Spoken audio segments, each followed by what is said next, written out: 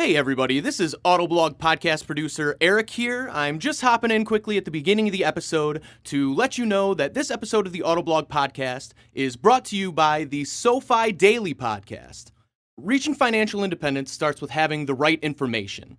So every weekday morning, SoFi keeps you up to date with important business news and stock market happenings and how they affect your financial life. So get your money right and search for SoFi, that's SOFI, wherever you get your podcasts. On with the show.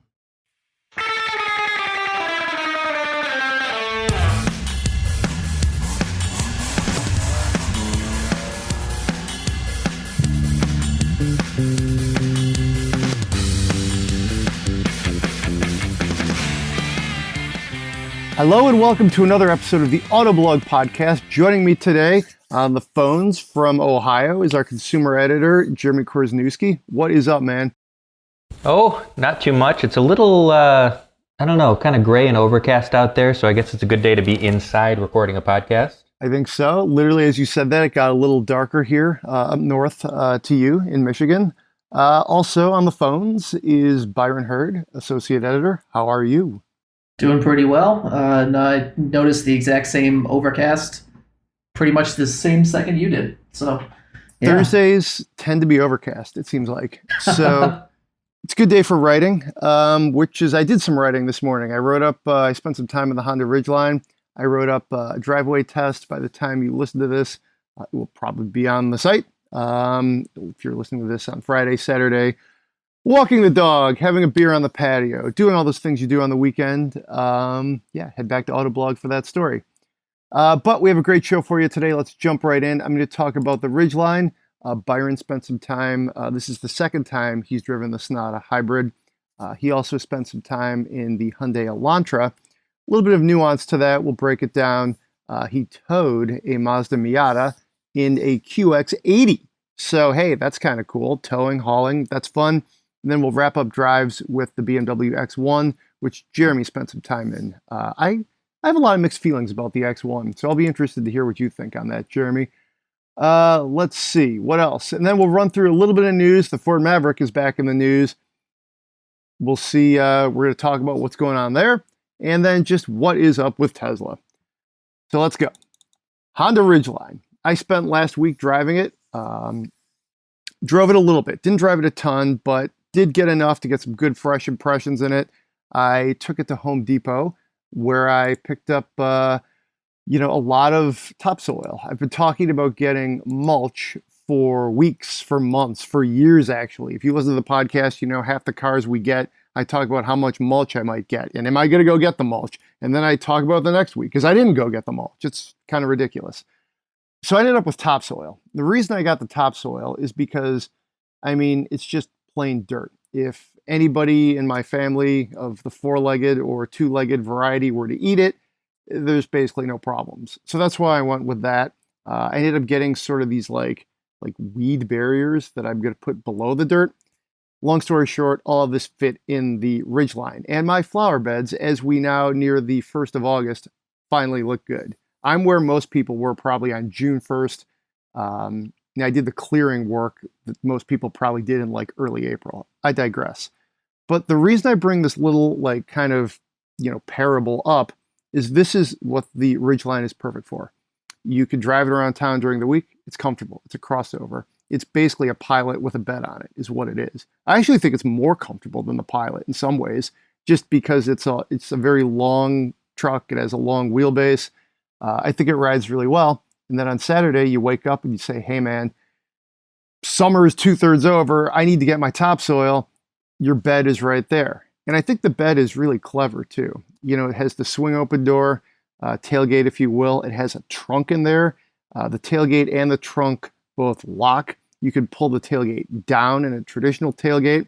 So if there was football, which I hope there will be, you could sit on the tailgate. I don't know if you can actually sit on that. That's never always the best idea unless you're in an old truck or something. But yeah, it's got all the truck stuff. And it did all the things I needed it to do. And then I got back inside the interior, which is quite comfortable, very Honda-like. Don't really like the infotainment system because it looks like it's from 2010. I wrote this in my review that they have other ones that are better. I don't know why they're using this one. Steers really well. It's comfortable. I went back to a lot of my impressions from when we had this long-term Ridgeline, and basically they're the same. I mean, I still really like it. I still don't think I would probably buy it, but I also go back and forth. For me, it's like either the most boring truck or it's the best pocket knife, most well-rounded truck. Because if you're sort of on that fence between crossover and pickup, well, this is your truck. For the first gen of the Ridgeline, I was several car publications ago at this point, as I really kind of date myself. And I talked to somebody from Honda, and they said, hey, we're actually going for crossover buyers here. Yes, it's a truck. Yes, we want to try and poach some truck buyers. And the midsize market was much different at that point, too. But they said, we think this is for the person who maybe is kind of in the market for a crossover, but also kind of wants a truck. And that's where we're trying to play. And I think that's evolved as the years have gone on. So overall, I think it's a really good vehicle. When I look at the segment, what would I spend my money on? Well, geez, let's think here. I really like the Gladiator, but it's expensive. That being said, this one I tested was $43,140, 43 grand for a Honda Ridgeline. And they've redone the trim lineups this year, essentially getting rid of the cheapest trim. So I think that's kind of, I don't know, that changes a little bit about the truck. I know for a while you could get one, under 30 and it was a lot, a little more accessible. So that's a long way of saying I like it. I think it drives great. I think it's a great commuter truck.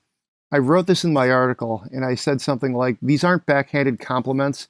They just kind of are, like I hate the cliche, it is what it is, but it's like, yeah, I mean, I wasn't as fired up to drive this as a TRD Taco or like a ZR2 Colorado, or like I said earlier, any Jeep Gladiator or Wrangler for that matter. But it just doesn't really compete against that truck, I throw the Ranger in there too, although I do think the Ranger is quickly getting long in the tooth. And we're already hearing kind of rumblings about when that refresh will be coming. I think it's telling that this is one of the best long-termers we've ever had. It got a ton of use. I took it to the UP. I took it on vacation. But it's also one that when it came time to benchmark the top 4 trucks, we didn't even include it. Partially because our test at the time skewed a little more off-road. But, I mean, we were like, yeah, I don't think we're going to throw this in there. The Frontier, which is kind of being reborn, wasn't available at that point. So yeah, I mean, overall, I give it a B, just because it does a lot of good different things for different people. It's not the A+ of some of the amazing things you could do with the Jeep. It's pretty expensive, so I sort of, get a little irritated with that, although everything's expensive these days. It's a great truck to have in the summer. It's a great truck to just have fun with. It's not the most fun you can have. That's where I would leave it. Yeah, no, I think you're touching on something. I'll actually get back to this same thought when I talk about the BMW X1. But there's like 2 type of automobile buyers. One is looking for just the right choice, the vehicle that suits their needs the very best. And then there's probably the majority of people who read Autoblog and are listening to this podcast are much more likely to let emotion come in on their buying choices. It's the rational buyer that the Ridgeline is perfect for. It really is a better truck for the vast majority of buyers if they're willing to, overlook the fact that it's not a traditional body-on-frame truck, that it's based on a platform that, it's a minivan or a crossover platform, as opposed to a body-on-frame truck. But it's extremely useful. It does ride better. It is the NVH is better. The driving dynamics are superior. The steering is better. Like pretty much everything about it. The efficiency is better than a traditional truck. Pretty much everything about it on paper is superior. I have 2 major complaints about it. One is when the going really gets tough, it does not feel like a heavy duty machine. Like if you're the kind of person who has a little bit of mechanical sympathy like I do, I feel like I've got to baby it a little bit when I'm towing something close to its maximum, which was it 5,000? Is that the maximum tow? 5,000. Yep. Yeah. So that's not, that's more than the vast majority of people will tow. But I've got a Lexus SUV, a GX rear wheel drive, and it's a body on frame V8 engine traditional layout, and it tows more. I feel like I don't really have to baby it when I hook 5,000 pounds up to it. Whereas with the Ridgeline, I'm constantly worried that I'm gonna like burn a transmission out, or that I'm killing clutches or something like that, because it really isn't made for that. Like it's capable of doing it, especially considering how infrequently owners will actually do that. But so I hold that against it. And styling wise, boy, does it not look like a truck. Especially when you see it from the front 3/4. Obviously, it's got a bed and a tailgate and all that, but it's just so streamlined. It kind of, I don't know, like when I look at it, it does not read pickup truck to me, and I think that probably hurts it when it comes to sales. The original Ridgeline was a little bit truckier, but weird trucky, and it had those sail panels on it that really kind of ate into its utility.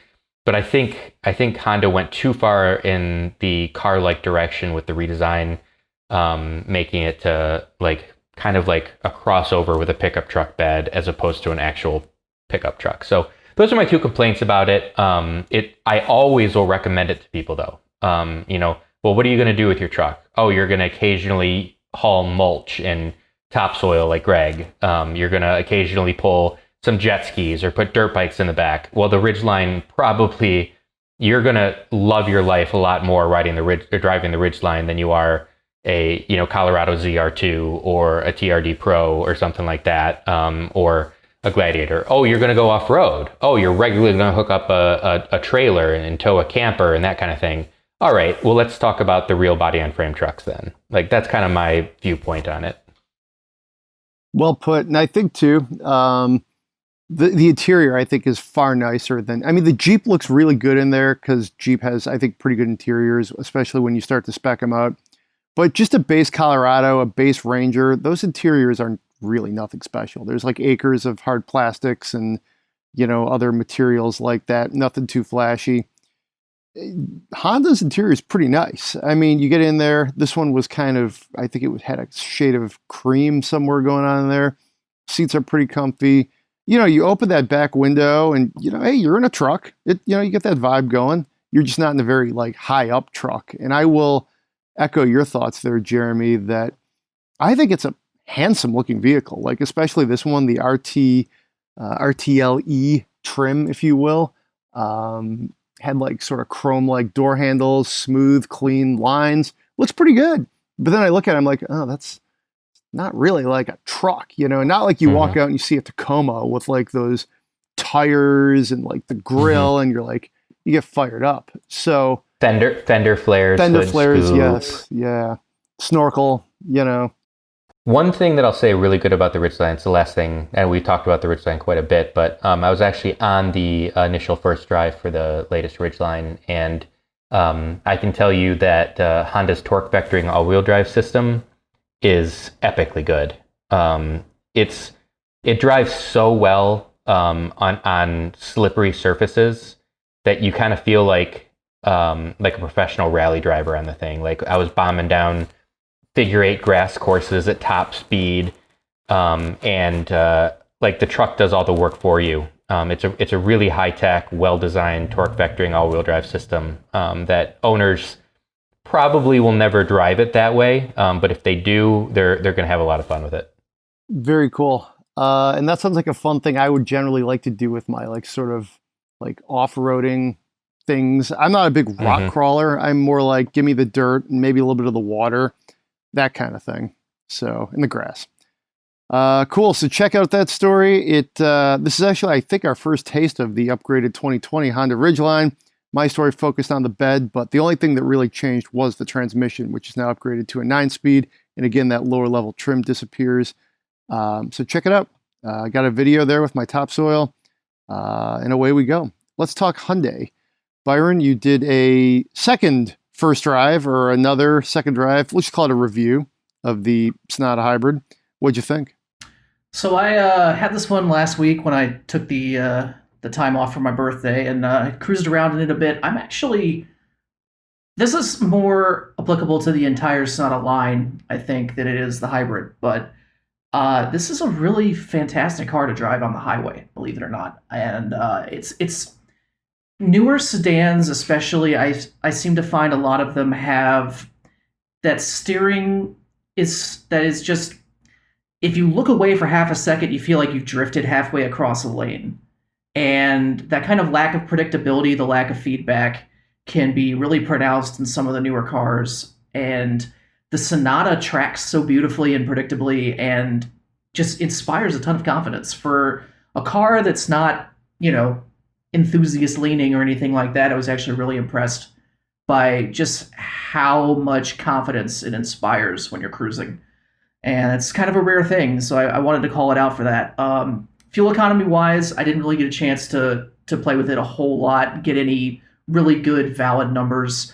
When I first drove it a couple months ago at this point, I think it was, I think my average for the entire loan period was in the low mid 40s, which is, it's solid. It's not quite, what you would expect from like really pushing it for mileage in terms of, EPA ratings, but it was still pretty impressive. And it's otherwise just a very comfortable car. There's a lot of customization to the tech, which I always like. My only real gripes, and these are going to apply to every new Hyundai getting the upgraded driver assists. They have a feature built into the cruise control that actually deliberately slows the car down on highway curves. And we're talking curves where you don't actually need to slow down. The type of curve where you're behind somebody and they're doing 75 and suddenly the road bends slightly and they're doing 68 and you're shaking your steering wheel because you're like, why are you slowing down? It's a 2-degree turn. What are you doing? And the Hyundai will actually automatically do that. Now, you can disable the feature, which I found very quickly and immediately did. But it's going to be enabled by default for anybody who buys one of these things. And I know if I drove off the lot not knowing it was going to do that, it would drive me absolutely crazy as soon as I got on the freeway and tried to use the cruise control.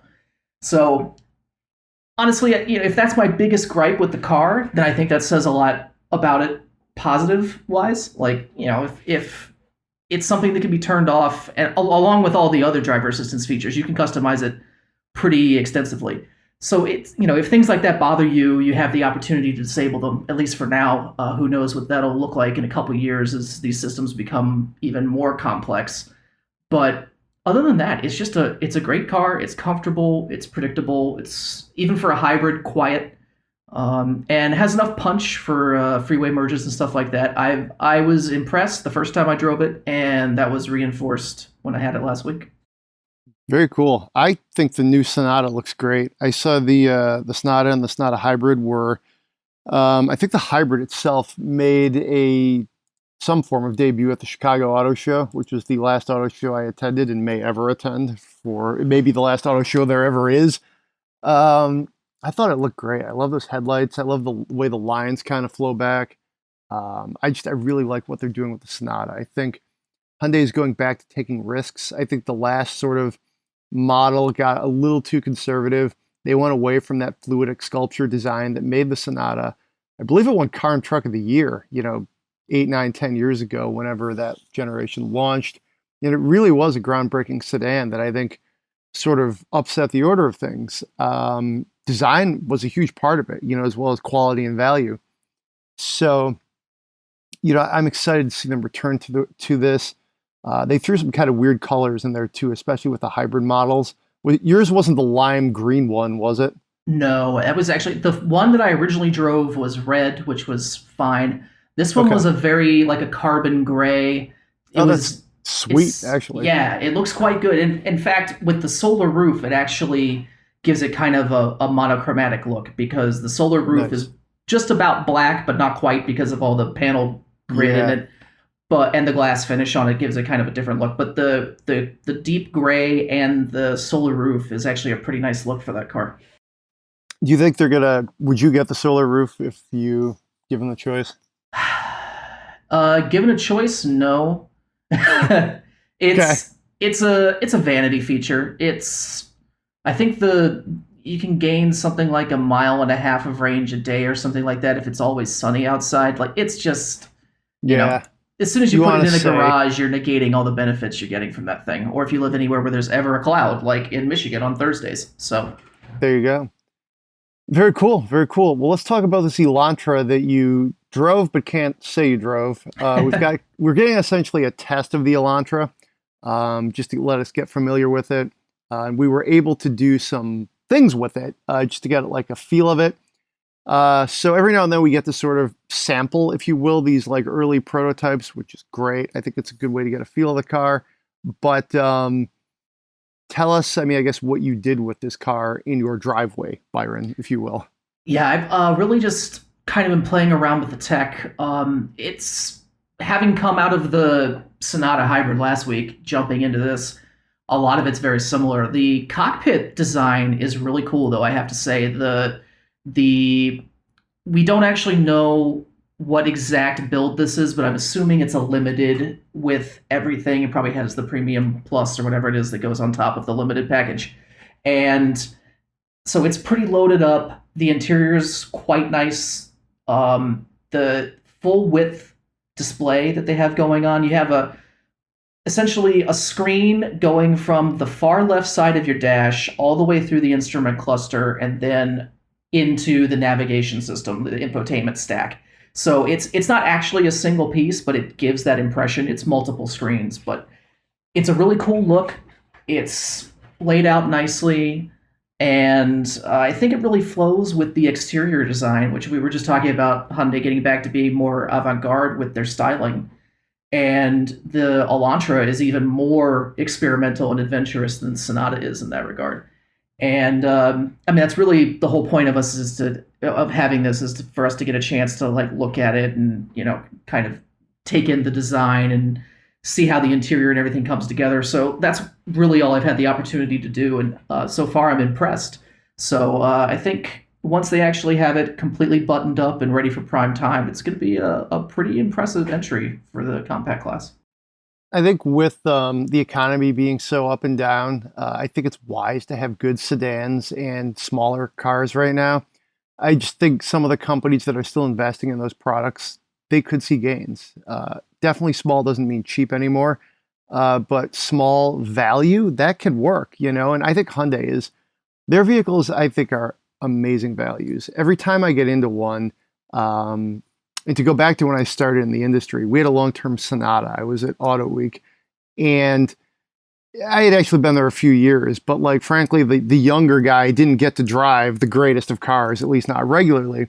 So I was spending a lot of time at that point in the Sonata, and it had all these things on it. I was like, this is great. It's got like heated seats. It's got all kinds of, satellite radio. The seats are leather, and it's $27,000, and so, that sort of seared into me just how good the value of Hyundais and Kias really are. I think that's a great proposition. Their marketing has been sometimes clever, sometimes not, as far as expanding their reach.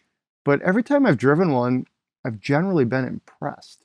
And I feel like if they could get that message out there, it'll really, really help them out. Prototype cars are fun, though. I'm sure you guys have both driven a few of those. Just real quick, Jeremy, what's the most random prototype you've driven in your long career in the industry? The most random prototype, yeah. Probably. Well, okay, I'm gonna switch it up. The electric Ural motorcycle, wow. Sidecar. Wow. Yeah, I just well did this played. Maybe 2 years ago. Ural got in touch with Zero Motorcycles out of California and adopted a battery pack and electric motor into their vehicle, and they really wanted to give it to a couple members of the press. I think I was one of only, I don't know, a handful of people to ride it, but they basically wanted to gauge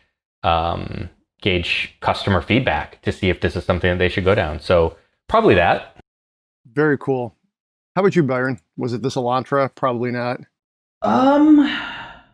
Actually, probably is. I can't actually. I Really? mean, I've driven a few pre-production vehicles, like pre-production vehicles before, but never extensively enough to really say I experienced them. Yeah. So I think this is probably top of the list. Cool. Yeah, I think my most memorable one was I drove in 2008. I drove the Camaro when it returned, if you will, and it was a pre-pro car, and it was super raw. That was awesome. I got to drive it around Milford on like their road course, around the GM Proving Grounds. So that was super memorable. I did get to drive a diesel Giulio one time. Oh, wow. That was cool. That car was also fairly rough though. It had like tape and stuff like covering up different things. Yeah, it was in kilometers, so you had to kind of, recalibrate how fast you were going. Do you guys remember the Local Motor? You remember Local Motors, right? Yeah. Out in Arizona. Yeah, they had that Rally Fighter. Yeah. It was kind of like one of their first vehicles. Oh, They yeah.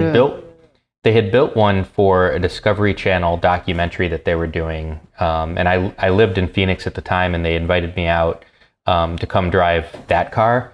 That was interesting because like it was put together as part of a documentary thing. So it was pretty well like done and put together, but I just remember walking around it and pointing out like, like I don't remember if I'm getting these right, but the steering column is from a Ford truck. Oh, those taillights are from a Honda Civic. Oh, these door handles are from this. The steering, like it's got a Mercedes-Benz gas tank, but we're actually going to switch to a BMW gas tank soon.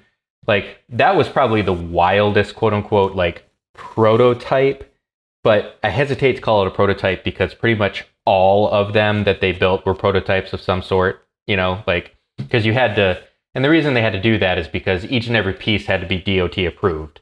They didn't have to be like all together approved as one vehicle if all the individual parts had already been pre-approved. So, you can't make your own headlights and taillights without getting them approved. But if you just pull them off of other cars that have already been approved, then they're like, well, okay. So that was crazy. That was a fun vehicle too. I remember I got like, I jumped that thing like a dozen times in a day. They had a little road course. That was a fun kind of weird prototype drive. Nice. Yeah, it's really kind of fun to get a, peek behind the curtain and see like, hey, we know this car's coming. Here it is in real life, even though all the little things are not worked out yet. So that's fun. That's cool. But what also is cool is how about the BMW X1 there, Jeremy? Interesting segue because Yeah. it's not that cool. Okay. Like that's the thing about it is like I'm gonna be writing something up, but I guess anyone listening, you might hear this before anything actually goes live because I've just started putting my thoughts down. So stay tuned for that. But like BMW has two crossovers on their own brand, the X1 and X2, that they occupy the same space. They're built on the same platform. They have similar drivetrains. Like the X2 is the significantly less practical model, but the one that you're more emotionally drawn to. It's got, more powerful engine options. It's a cooler style, and it's tuned sportier, like more like what you'd think a BMW would drive like. The X1 is like you're a little bit more pragmatic. You go into your BMW dealership and you're like, well, why would I buy the X2? The X1 has more cargo space. It's less expensive. It's easier to drive. It rides better. Blah blah blah blah blah. So like we mentioned this earlier. Like there's differences between making a completely rational car buying decision and letting your emotions come into play. And here's the really like the curveball is that BMW also owns Mini. Mini makes the Countryman. The Countryman also rides on the same basic guts as the X1 and X2. And it's less expensive than both.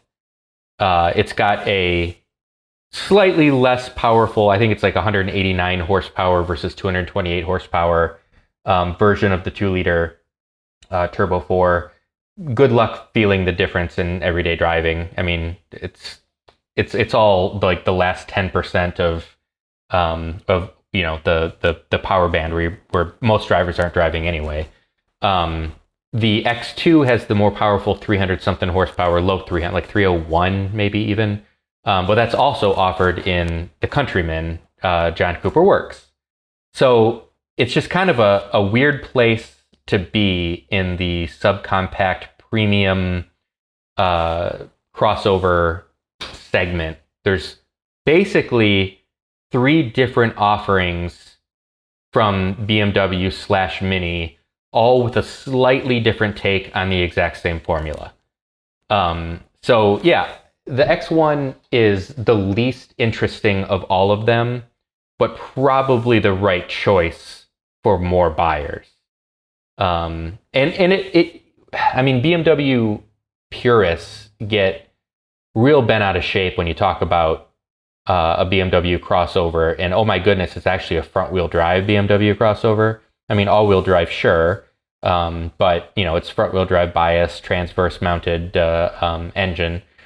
But in the real world, most buyers just don't know, they can't tell. And if anyone spent some time in the original X1, which was a front engine, rear wheel drive, proper vehicle, that vehicle was so compromised in so many ways, that the new one is, with the front drive architecture, is a significantly better vehicle in pretty much every way, except maybe if you're driving at 10/10 on a racetrack, which no one is going to do. So that's a weird roundabout way of saying it actually is a pretty good vehicle, but it's funny in the way that they're marketed and offered as potential options to buyers. I like the X1, but I would agree with your sentiments there, Jeremy. It's just not, I don't know. I think it's it looks okay. I always kind of questioned why BMW even went into this segment. And then obviously everybody has, but it's a tough place, I think, to make something that's truly compelling when you're this like storied German luxury brand, So yeah, I mean, it's interesting. Did you haul anything with it? Just people. Cool. The funny thing, BMW can't really call themselves the ultimate driving machine anymore, because like they've entered into all these weird segments that people buying X1s aren't concerned about having the ultimate driving subcompact luxury crossover. Like that's just not the point. So like the whole idea of what BMW used to be, solely an enthusiast brand, they just can't continue marketing themselves that way and stay like a going concern. And to your point, Greg, crossovers, they have to, like, they can't, and here's my double negatives of the day, they can't not offer crossovers. They have to sell crossovers. And, they can make like really crazy fast M branded ones, X5M, X6M. That just doesn't work in the field the X1 plays with. I mean, obviously BMW would hope that an X1 buyer would like it enough that they come back to a BMW dealership next time and get an X3 or an X5 or something like that. And they have to offer it. And, at least it's a nice car. Like, I don't know. I mean, you guys probably driven the original Mercedes GLA, which was like a, riff on the Infiniti, QX30 or something like that. Just, it really, like, you got into it and you're like, well, wow, this isn't a Mercedes. The X1 is not quite that egregious. Like, you get in it and, the surfaces are nice. It's got all the nice touches that you'd expect out of a BMW. So it's not a bad vehicle. It's just like, you have to overcome your brand prejudice and say like, okay, this isn't the ultimate driving subcompact premium crossover. It's a good subcompact premium crossover that offers a lot of things to prospective buyers, and BMW has to make these, and let's just accept that that's, a truth and get on with it. Cool. And speaking of Infiniti, I actually skipped over Byron's towing adventure there in the QX80, where you got to get a Miata. So that's pretty awesome. Why don't you tell me a little bit about the QX80, but also the Miata is kind of cool. Yeah, so the QX80, I mean, it's a very expensive Nissan Armada, and I have a lot of trouble justifying the additional cost. The QX80 is an impressive piece of machinery, but so is the Nissan, and what you're getting is an interior that's actually, to be honest, not all that much more impressive. And I've been a fan of Infiniti's interiors for pretty much as long as they've been trying to make a nice interior. So with the second generation of the G sedan and coupe and the M cars of that generation, like they were trying, like, you know, with all the exposed poor Japanese wood and all that kind of stuff. Like they made some genuinely gorgeous interiors there for a while. But they seem to just be falling further and further behind the curve at this point. And I mean, sitting in that thing, just looking around inside of it, nothing about it said to me that it was a $93,000 car, which is what the sticker price on it was. And that was effectively loaded. It didn't actually have any options, I don't believe. It was just all the baked-in factory equipment for that trim level. But that's a lot of money. And considering you can get an Armada that can do all the same things for $25,000 less, and maybe even more, I find it really hard to justify the QX. That said, it did a great job towing. It's rated, I think, for 8,500 pounds, which is stout. I mean, it's a body-on-frame SUV, so that's what it should do. And I rented a U-Haul trailer, so it was aluminum, auto transport. Didn't do the dolly. I went for the real deal, and took it out to Cleveland. I'm here in the Detroit metro area, like a lot of the staff members. I had to actually take the trailer from a U-Haul here in the Detroit area out to Cleveland, load up the car, and bring it back because they didn't have any trailers available out there to rent. And towing the trailer without anything on it, it was trivial. And then towing it with the Miata loaded up was still pretty trivial. I mean, granted, it's a 1990 Miata, still 1.6. It weighs probably 2,200 pounds. So the total trailer weight was probably under 5,000 by a good bit. So compared to its max capability, it wasn't a particularly tricky load. But it was not effortless, but pretty close to it. I was quite impressed by how stable it was, especially since it doesn't really have a whole lot in the way of towing goodies. Like, it has an integrated hitch, which I used. I went ahead and just purchased a cheap hitch insert from U-Haul and their little 4-pin adapter. And, I mean, we were hitched up and ready to roll in minutes. It was effortless. It was comfortable. It got the job done, but for my money, I'd rather just have the Armada. Same engine, same powertrain, same everything, but the interior, and frankly, I don't think it's worth it. Does the QX does it have an adjustable suspension so it like levels out when you've got a load in back? I believe it does, yeah. I'd have to double check, but I'm fairly certain it does have a low leveling suspension, which I think you can actually get on the Armada too, if I'm not mistaken.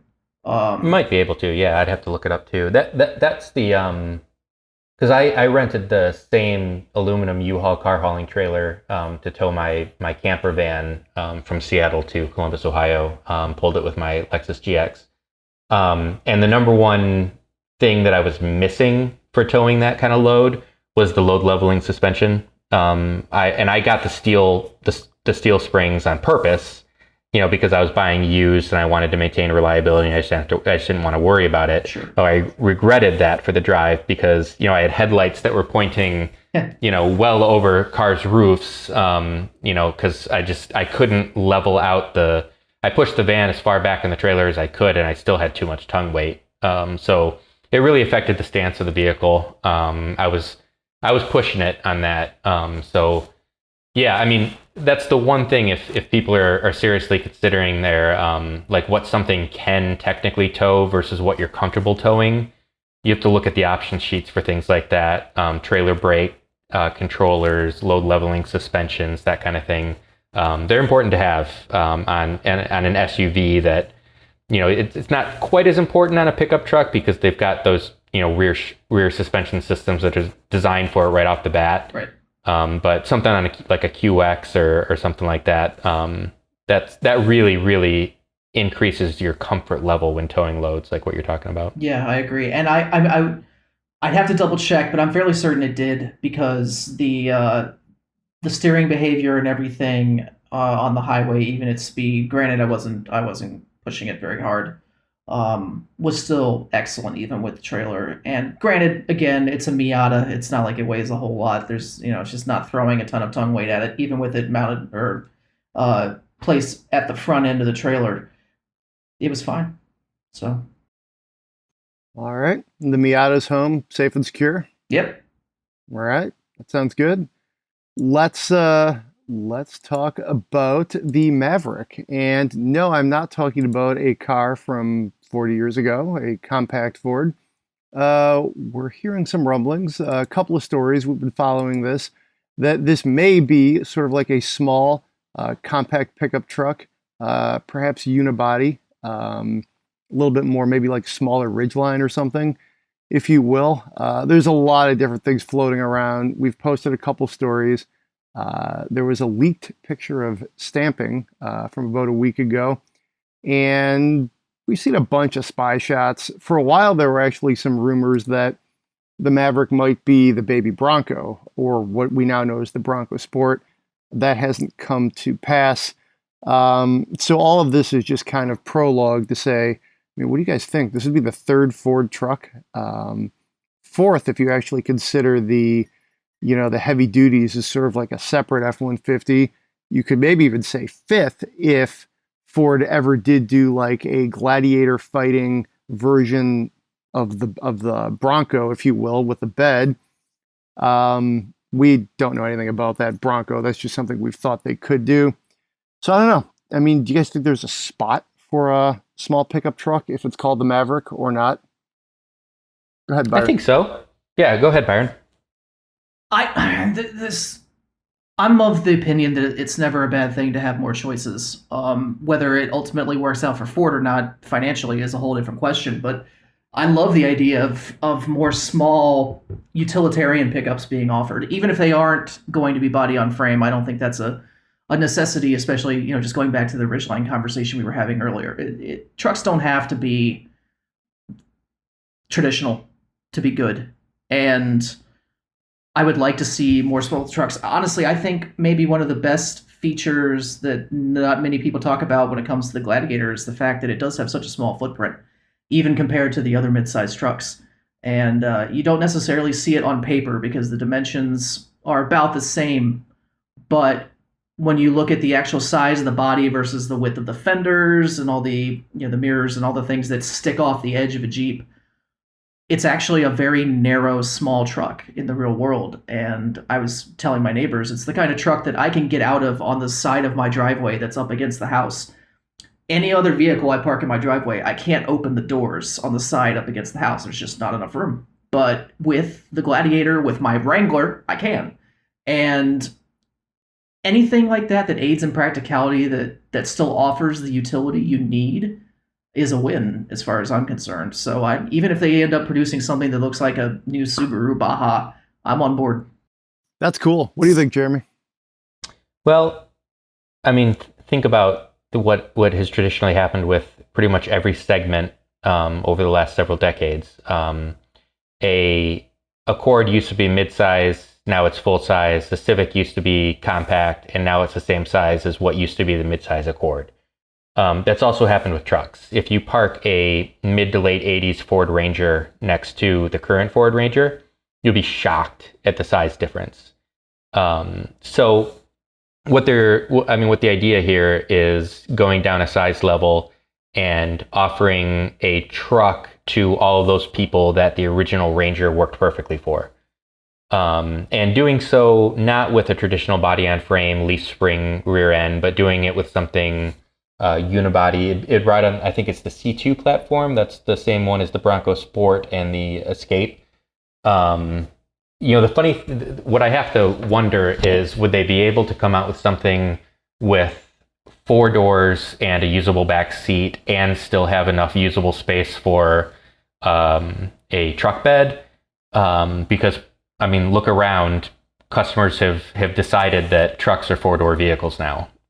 So it'll be interesting to see how they approach it. Will they come out with something really inexpensive with only two doors and a usable bed? Will they come out with something that's not quite as inexpensive but still undercuts the price of a Ranger and is right sized for a lot of people, with four doors and a smaller bed? There's just so much that we don't know about the idea that I don't know if it's how I feel about it, but let me just call it feasible. I think it's feasible that they could come out with a white space vehicle sized down that would appeal to people who want a daily driven truck with good fuel efficiency.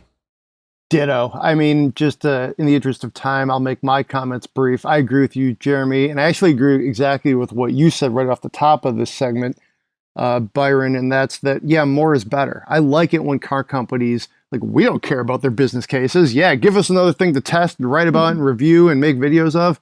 It's all good. I think it could work. I do think there is something like the Ridgeline is actually still a fairly big truck. So something that maybe was a little bit smaller, had that almost, I guess I'll use the word El Camino, like car-like, Subaru Baja kind of vibe. Yeah, I mean, that could work. I think it, might be a style play. I mean, the Bronco Sport is, I believe, a subcompact as far as its like size and footprint and how they're going to position it. So having maybe a pickup truck variant would just make the Ford lineup, I think, even that much more exciting, because there's more choices. The other thing too is, like, Ford hasn't walked back its promise to get rid of all of its cars except the Mustang.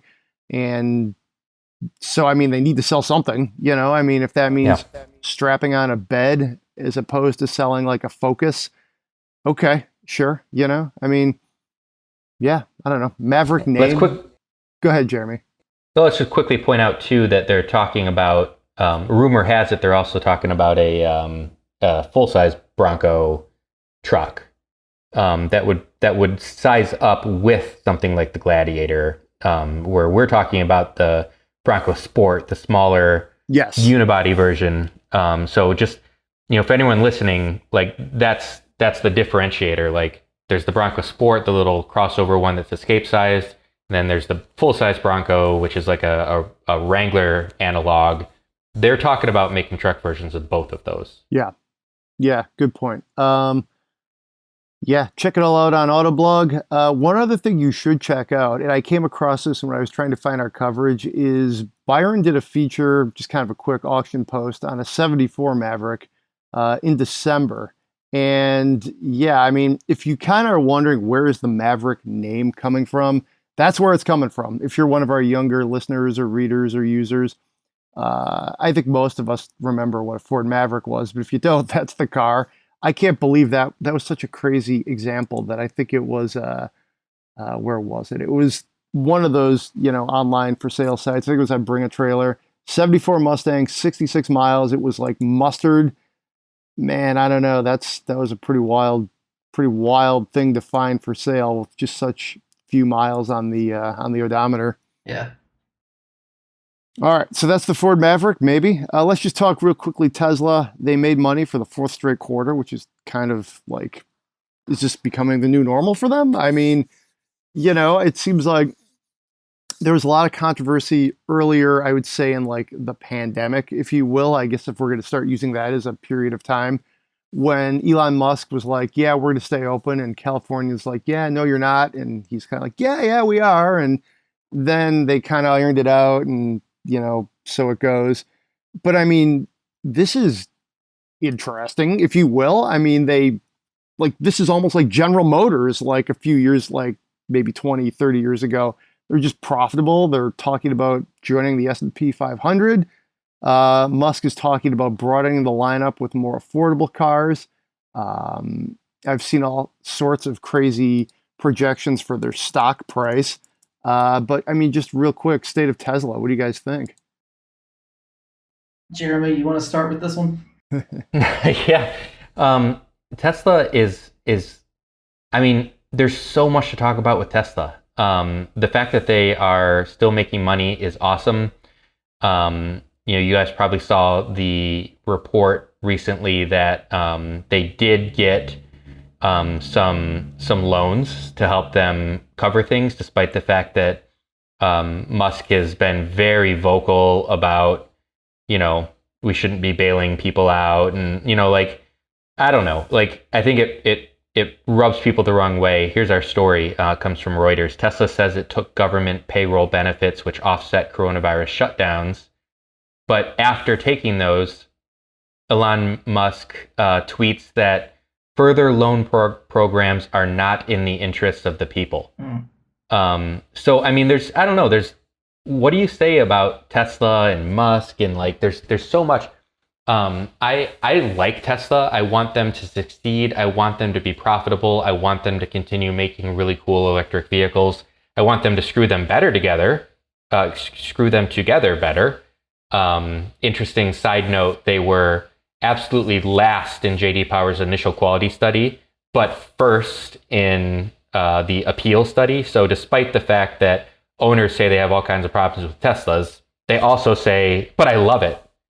So, I digress from that. I think the fact that they're finding success, no matter how it is that they find it, is good. I think, if they qualified for government loans and they got them, great. If that helped them earn a profit in the fourth quarter, even under the coronavirus shutdown, I think that's great.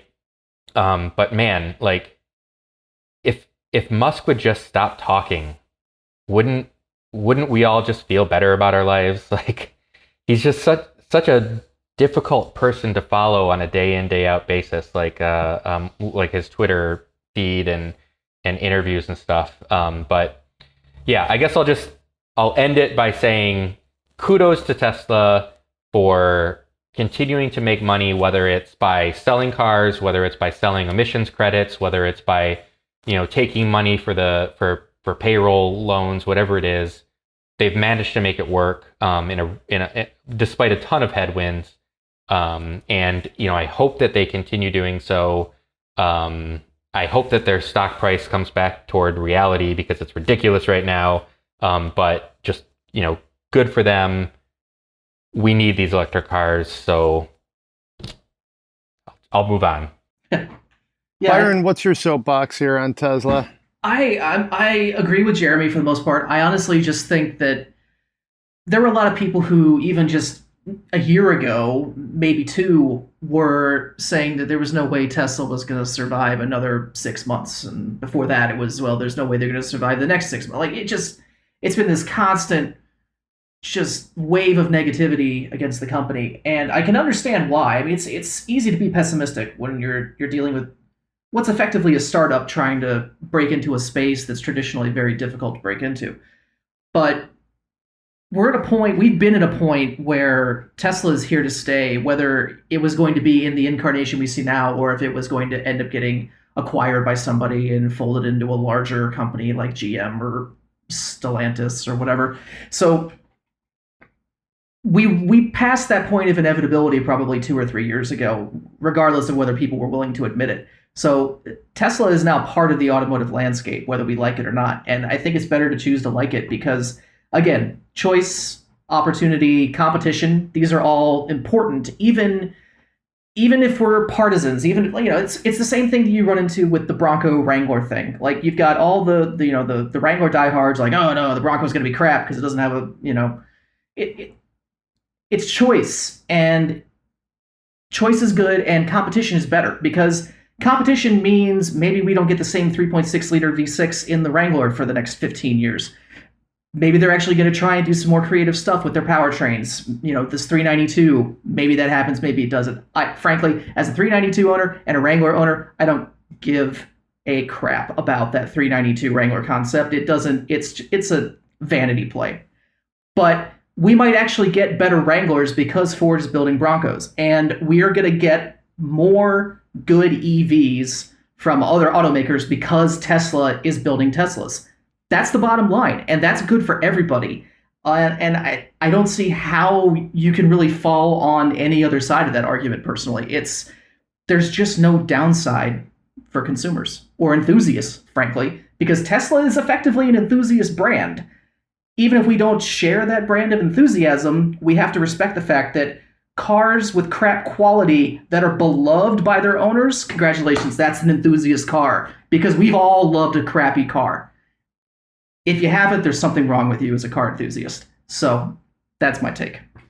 Okay, we'll leave it there. I think you guys broke it down pretty well. What actually piqued my interest in this was a note from Morgan Stanley research analyst Adam Jonas, which, taking this in a different direction of enthusiasm, he modeled out this enormous lineup of like 10, 11 cars with, the Roadster coming back in a new form, that multi-purpose vehicle that we saw on the back of the Cybertruck, Model S, Model X, Model 3, Model Y, some sort of compact thing, the Semi. I mean, it's a pretty big company, and their stock is about $1,500 a share right now, which is pretty surreal.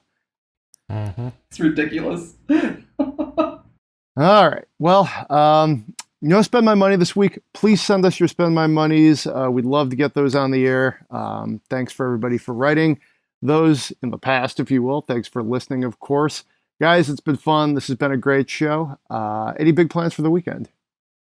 No, not really. My last several weekends have been full of yard work and gardening and all that. So this one hopefully will not be full of that. And I'll leave it there. That sounds good. I did a lot of yard work in the last, say, 10 days. 4 of the last 10 days I've done yard work. Thank you, Honda Ridgeline, because I was able to get that dirt, and now my lone spotlight flower bed looks pretty good. I don't know what I'm going to do this weekend, but probably not as much yard work. How about you, Byron? I'm actually thinking about taking a road trip in my Challenger because I'm very seriously considering selling it, and I'd like to get in one last little cruise with it before I send it on its way. Sounds good. And with that, we'll send everybody else on their way. Thanks for listening. You just heard the Autoblog podcast. Have a great weekend.